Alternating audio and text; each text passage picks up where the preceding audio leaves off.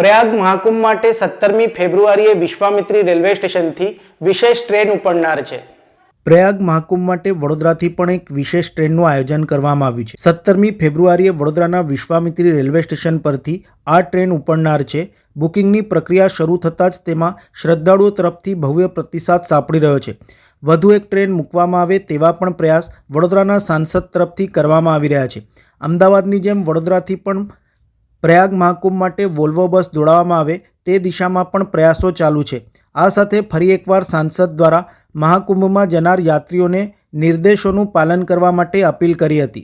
છેલ્લા મહિને જ્યારે રેલવેના જીએમની અહીંયા મુલાકાત હતી, આ બેઠક દરમિયાન મારા દ્વારા લેખિત રજૂઆત પણ કરવામાં આવી હતી અને મિટિંગમાં પણ ચર્ચા થઈ હતી કે વડોદરાથી પ્રયાગરાજ માટે આપણે બને એટલી ટ્રેન ફાળવવી જોઈએ, જેથી લોકોને આ ટ્રેનમાં સફર કરી અને વડોદરાના લોકોને એનો લાભ મળે। તેના જ ભાગરૂપે 17 ફેબ્રુઆરીના રોજ વિશ્વામિત્રી રેલવે સ્ટેશનથી ઉપડતી આપણે પ્રયાગરાજ એક ટ્રેન જવાની છે અને બલિયા સુધી આ ટ્રેન જવાની છે। ત્યારે મને એવા પણ સમાચાર મળ્યા છે કે આ ટ્રેનના અત્યારે બુકિંગ પણ ખૂબ જ અંતિમ તબક્કા સુધી પહોંચી ગયા છે, એટલું બધું ડિમાન્ડ છે। એટલે આજે જ સવારે એક બીજો પત્ર વ્યવહાર રેલવે વિભાગ અને માન્ય રેલવે મંત્રીશ્રીને મેં કર્યો છે કે હજુ એક ટ્રેન પ્રયાગરાજ માટેની ફાળવવામાં આવે અને ફેબ્રુઆરીના અંતિમ દિવસોમાં જો આ ફાળવવામાં આવે તો મહાશિવરાત્રિનો પણ લાભ આપણા તમામ વડોદરા નગરજનોને મળી શકે, એ બાબતે પણ પ્રયત્ન શરૂ કર્યા છે। અને હાલ પૂરતું અત્યારે જ આ એક ટ્રેન ફાળવવામાં આવી છે। આ માનનીય વડાપ્રધાન શ્રીમાન નરેન્દ્રભાઈ મોદીજી, આપણા રેલવે મંત્રી શ્રીમાન અશ્વિની વૈષ્ણવજી, આ તમામ મહાનુભાવોના વડોદરા વતી હું ખૂબ ખૂબ આભાર માનું છું કે વડોદરાની જનતાને, વડોદરાની આ સનાતન પ્રેમી જનતાને આ રેલવે મુસાફરીની એક તક ફાળવવા બદલ એ સૌને હું ખૂબ ખૂબ આભારી વ્યક્ત। જે પ્રકારના આ સમાચાર આપણને મળી રહ્યા છે, આજે જે સવારની ઘટના હતી એને લઈને લોકો અસમંજસમાં મુકાયા છે કે પ્રયાગરાજ જવું કે ના જવું। તો મારી આપ સૌને એક જ વિનંતી છે કે વિશ્વનું, આ પૃથ્વીનું સૌથી મોટો આવો મેળાવડો ક્યાંય જોયેલો ના હોય એવો મેળાવડો અહીંયા આયોજન કરવામાં આવ્યો છે।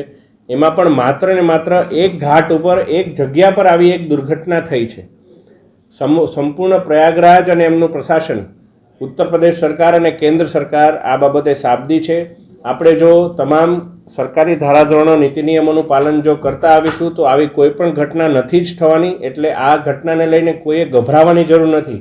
આજની ઘટનામાં પણ આપણે જો ખ્યાલ હોય તો બેરિકેડ તૂટ્યા અને અવ્યવસ્થા સર્જાઈ, એને કારણે આ ઘટનાનું સર્જન થયું છે। એટલે આવી કોઈ પણ ઘટનાથી ગભરાયા વગર આપ સૌ શાંતિથી સરકારી ધારાધોરણનું પાલન કરી અને પ્રયાગરાજ જાઓ, કુંભમાં આપ સ્નાન કરો અને ત્યાં તમામ આપણા અખાડાઓના દર્શન કરો અને આ એક પવિત્ર તહેવારને આપણે સૌએ સુનિયોજિત રીતે આપણે ડિસિપ્લિનથી મનાવવાનું છે। આપણા ગુજરાત સરકારના મૃદુ તથા મક્કમ મુખ્યમંત્રી શ્રીમાન ભૂપેન્દ્રભાઈ પટેલજી અને વાહન વ્યવહારના મંત્રી આદરણીય હર્ષભાઈ સંઘવીજી દ્વારા જે અમદાવાદથી વોલ્વો દોડાવવામાં આવી, ત્યારબાદ વડોદરાના સાંસદ અને તમામ ધારાસભ્યશ્રીઓ સાથે મળી અને અમે ગુજરાત સરકારે વિનંતી કરી છે કે આવી કોઈ વ્યવસ્થા જો શક્ય હોય તો વડોદરા માટે પણ કરવામાં આવે અને એને લઈ અને અત્યારે એસટી વિભાગ છે એનું અવમૂલન કરી રહ્યું છે।